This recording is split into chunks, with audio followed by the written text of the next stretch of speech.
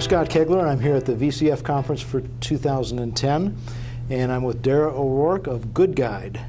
Thank you. So, Dara, tell me about the project that this is, and how you're enhancing transparency and kind of bringing some of the data behind the scenes to consumers initially, right? Right.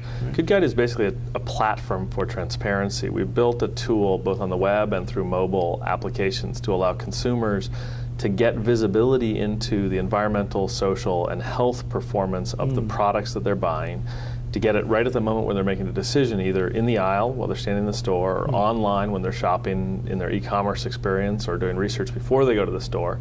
We basically have built a set of tools to deliver to them much greater information about the product, its environmental and health performance, the supply chain behind the product, and the brand and company behind that. Okay. So we're rating right now about 75,000 products across several hundred different dimensions of performance. From health aspects, we go all the way down to the individual ingredients within a product and rate them for potential carcinogenicity or their nutritiousness or potential health hazards related to the ingredients. We rate the product and the company for their environmental performance. We rate the company for its social performance, treatment of workers, communities, the environment, up and down the supply chain. Wow. So that's a lot of information. How does that actually come to me then? Right, so we have a number of different applications. We have an application for the iPhone where a consumer can just point her phone at a barcode and in under a second get this information right while she's standing in the aisle. We're moving really with the mobile apps towards location-based information so that if the consumer is willing to let us know, we can know that Dara is in a Safeway in downtown Phoenix. You can know what I care about, what the store sells, and delivering basically real-time advice to a consumer about products or companies that match their values right at the moment when they're making a decision. A lot of that relates to supply chain analysis. If you look at the supply chain for a t-shirt, what matters environmentally, what matters socially, what matters health-wise. If you think about the supply chain for a cell phone, what matters? From raw material extraction to manufacturing to use to disposal. If we think about the supply chain for food, what matters? So we do this assessment of the environmental life cycle from raw materials to end-of-life disposal and looking at the product life cycle essentially to try to figure out what matters most scientifically in assessing that. That then goes into an algorithm which we've developed where we pull in data from hundreds of different data sources to aggregate and weight and then rate these products across a health score, 0 through 10, 10 being the best, 0 being the worst, an environment score, a social score, overall social impacts of the company and supply chain, and then those three aggregate up to a total score. I see. We also bring in user reviews. So we're basically trying to combine scientific assessment with people's views of whether a product works, how well they like it, so a full complement of information so someone standing in the aisle in less than 10 seconds can get the information they need about a product. Nice. So you said that you glean this from the supply chain. Right. So as I'm involved with supply chain and the EDI transactions that move things back and forth, where do you intersect with that? So in different product categories, there's different amounts of visibility into the supply chain right now, as you know.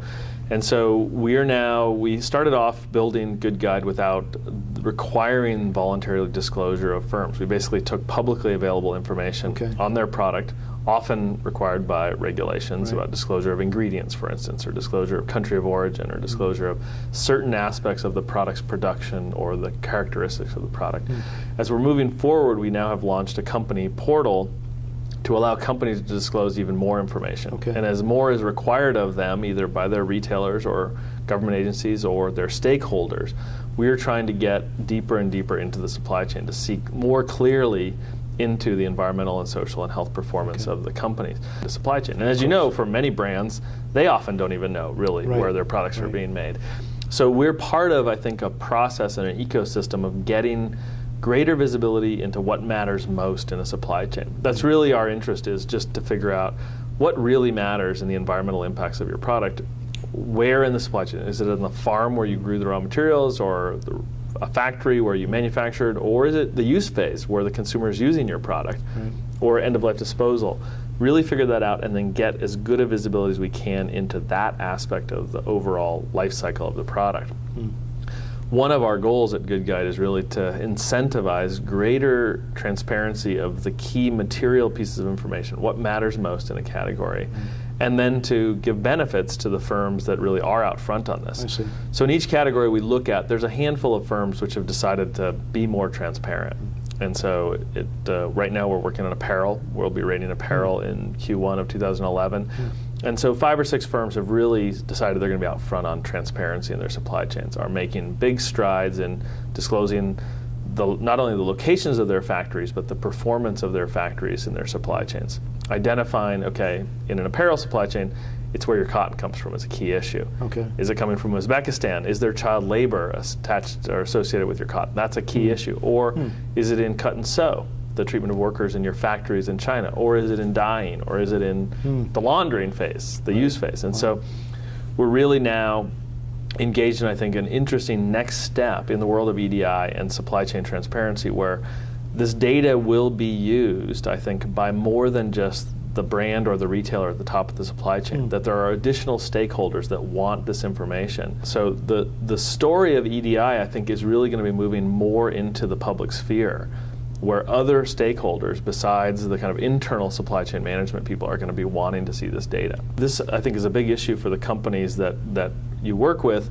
How do they begin to participate in that conversation? And it's a conversation that they don't control anymore. It's not a marketing conversation. It is, how do we get our data on what we're really doing in this conversation, where people view us as credible, serious, authentic players and brands that are trying to make improvements. And that, I think, really is going to be critical to help firms figure out what information they should be tracking, what information they should be making public.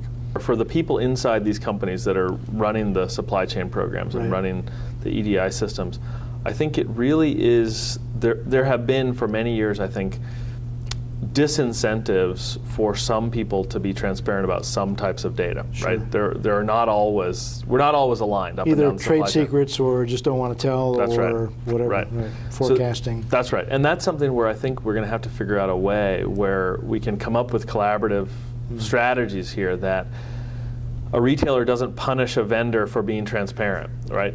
Taking the data and using it against them for just squeezing them on cost.